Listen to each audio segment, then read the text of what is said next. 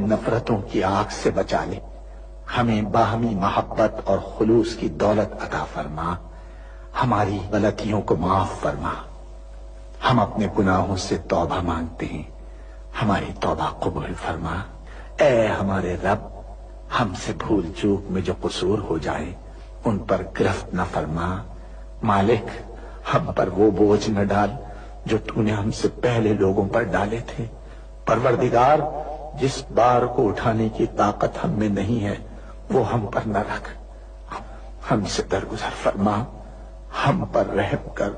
تو ہمارا مولا ہے، کافروں کے مقابلے میں ہماری مدد فرما۔ اے اللہ، دشمنوں کے شر سے ہمیں محفوظ رکھ۔ ہمارا یہ پرچم، ہمارا یہ پیارا پرچم عزت و کامرانی کے ساتھ رہتی دنیا تک سر بلند رکھیو۔ اے اللہ، اپنے رحم و کرم سے اور اپنے فضل سے اس سرزمین پاک کو معدنیات اور قدرتی وسائل سے مالا مال فرما دے۔ اے اللہ، ہم سب کو حلال کی روزی حاصل کرنے کی توفیق عطا فرما۔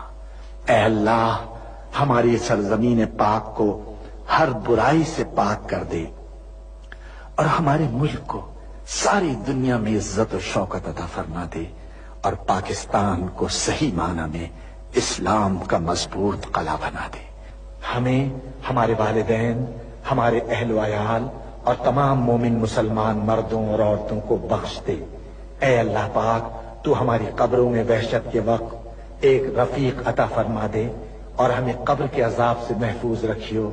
اے تمام جہانوں کے مالک، دنیا سے رخصت ہوتے وقت ہماری زبان اور دل اس بات کی شہادت دے رہے ہوں، اشہد ان لا الہ الا اللہ وحدہ لا شریک لہ واشہد ان محمدا عبدہ ورسولہ۔